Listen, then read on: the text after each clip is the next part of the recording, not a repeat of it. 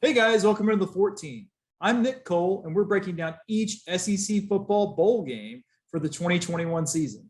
And today, we're talking about the Lockheed Martin Armed Forces Bowl that features the Missouri Tigers and the Army Black Knights.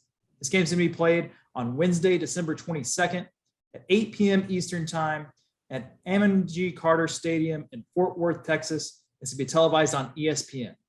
From a betting perspective, this game opened with Army as a 3-point favorite, and the Black Knights are now favored by 4 as of the recording of this video.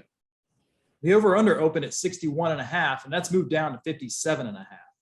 I'll bring in our betting analyst, Christopher Smith. Christopher, it is officially bowl season in the SEC, and I'm wondering, do you have any sort of general tips to give our viewers on how to bet bowl games versus their regular season games? Yeah, I mean, it's crazy to think that the SEC has a couple of games before Christmas this year, which is normally not the case. But when you have 13 teams that qualify for a bowl, I guess you got to start getting them in early. But in terms of betting bowl games, I mean, first of all, if you've been following our show all year, if you've been betting SEC football games and college football games all season, you don't want to fall prey to the temptation to look at your overall sort of net profit or net loss and start thinking, man, I really want to win X amount, or I really don't want to lose any money this year. And then starting to bet these huge outsized amounts on these very unpredictable ball games to try to get to a certain amount for your overall season. So I'd say whatever you've done to date on your season as a whole, try not to get crazy and put a crazy amount of money on any individual game in this bowl season. My number one tip would probably be limit the amount of your action and look at it as more entertainment rather than trying to like gain a whole bunch of money or change the outcome of your entire season of betting.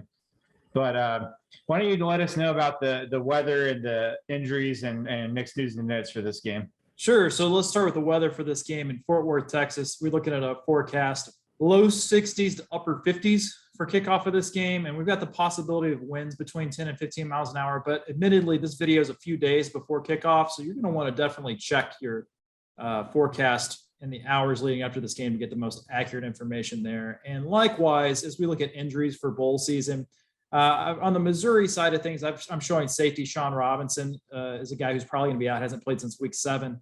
But this is just a reminder that we're a couple days out on this game. And as bowls creep closer, we have the opt-outs, we have the transfer portal that we just mentioned earlier. So you're really going to want to wait until the day of to make sure that all the key players that are involved in the bowl game that you're anticipating may make the difference, you know, as you're trying to pick which side you want. Make sure they're playing before you make your bet. That's my advice, especially in the COVID-19 era, right?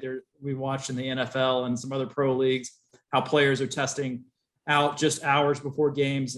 And so you just want to make sure you have as much information as possible on this kind of stuff. And so leading over into the news and notes, let's start with Army, because that's the team that most people have actually seen most recently. They played Navy in the nationally televised game. They were sort of the only game on the college football slate in the weekend following conference championship weekend. And they actually lost to Navy 17-13. It was kind of a surprising outcome. They were more than a touchdown favorite for most of the week leading up to that game.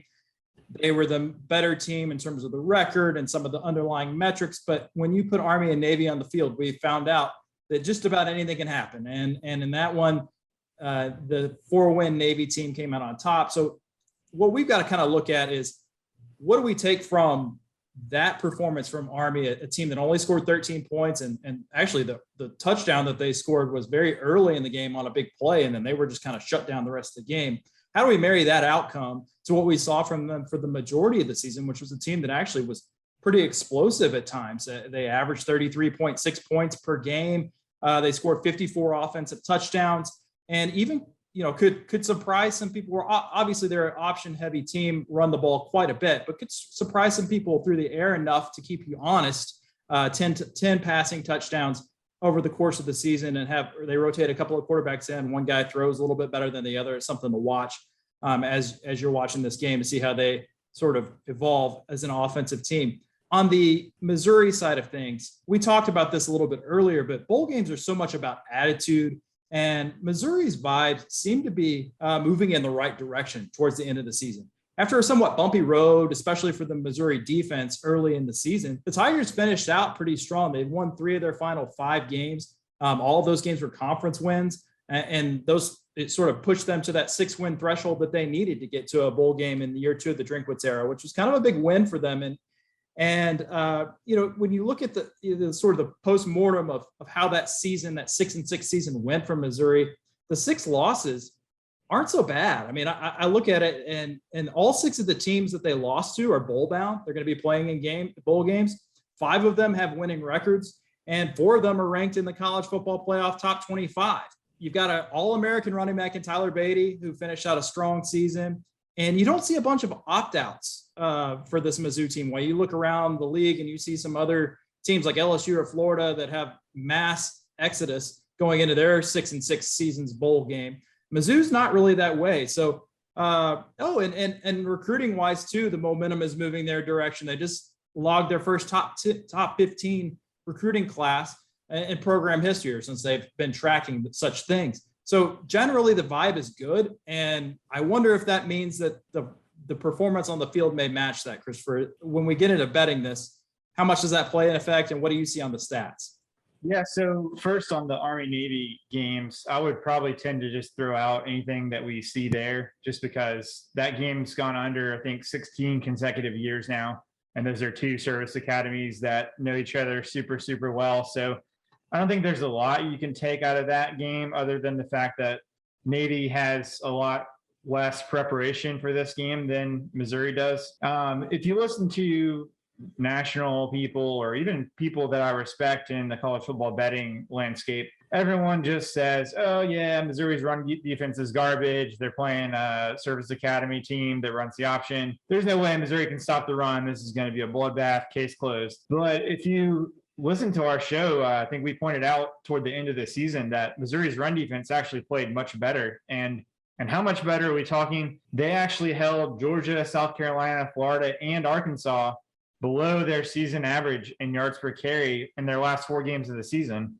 And those teams managed only 3.5 yards per carry on Missouri. So I think there's a little bit of an oversight for people that just look at Missouri's season-long stats on defense and just summarily just dismiss Missouri's run defense as having no shot in this game.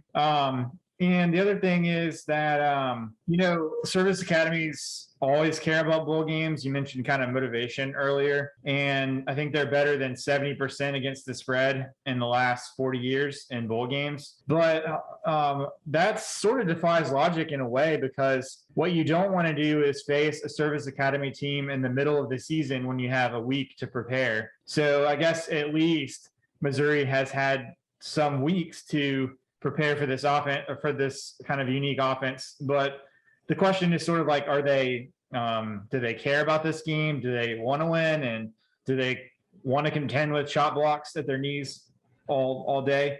And if the answer is yes, they do care, then I think they actually have a chance to perform a lot better against Army's offense than people expect. On the other side, Missouri's thrown 421 times and run 427 times. So that's about as close to a 50-50 split as you'll see for a full season. But again, this is another example of, you got to know these teams well enough to know that Missouri actually ran the ball on 63% of its snaps late in the year in the last 5 games. So in the first half of the year, they were throwing the ball way more than they were running it, and it flipped later in the year. Also, Missouri has been talking about this quarterback competition all since the regular season ended with Connor Bazelak and his backups. Well, the backups have thrown 41 passes and they've run the ball 26 times. So they haven't even thrown twice as much as they've run.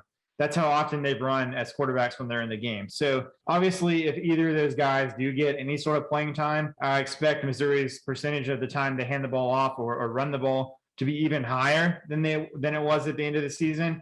And Tyler Beatty, I expect him to be much fresher than he was at the end of the season when Missouri was giving him 30-plus touches a game for that last stretch there. So, plus you mentioned we could see 10 to 15-mile-an-hour winds. So I do expect both teams to run the ball a ton, and the passing game with the winds and even kicking game could be affected. And I do think that Missouri's run defense may be better than people think. So all those things kind of hint at potentially a play on the total.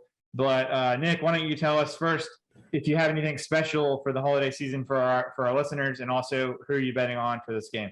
Yeah, I got a little bit of a present, a bowl season holiday present for our listeners. Bowl season's getting into full swing here, and Action 24/7 Sportsbook, which is our partner here on the 14 betting show, is celebrating with special deals for new customers. For a limited time only, if you deposit, your deposit will be matched 100% up to $800. So if you sign up today and make your first deposit using code SOUTH14, that's SOUTH14, Action will double your money up to $800. So download the app or visit action247.com to get started. Action 24/7 is by Tennesseans for Tennesseans. You've got action. Christopher, my action on this game is going to be limited, as you advised earlier in the video. I'm going to be making smaller increment bets on these games, have a little bit of fun with it. For the purposes of my pick for this game, I think I like the Service Academy. I think I like Army. I've been betting Army, if you've been following our videos, as sort of one of my favorite picks of the week for a good portion of the season. I like what Jeff Monken does there. I think it's a good, solid program. I think they can cover the 4 points. I mean, I like the under 57.5 in this game. As you mentioned, Mizzou's been much more focused on running the ball in the second half of the season. And I think when you put two teams together that like to run the ball a lot, and the Mizzou defense isn't as porous as it was earlier in the year, I think we have a recipe for staying under a pretty manageable total. How do you see this one? Yes, I agree. If you look at the line when it opened, the total 61.5, now 57.5.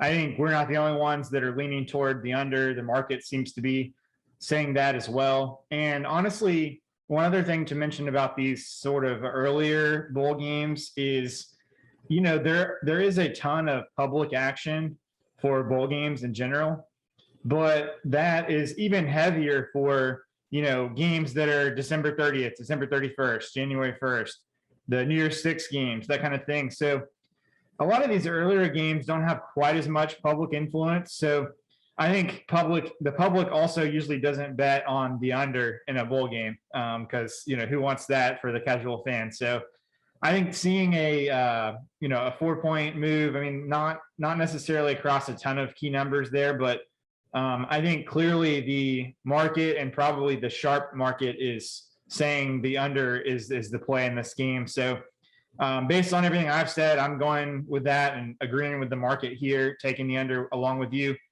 And I will take Army -4 just to get a pick on the record, but I'm really not interested in betting a side on this game. I mean, it's hard to bet against the Service Academy, as strong as they've been against the spread and history for bowls. But again, I think Missouri may surprise some people with how they play defense in this game.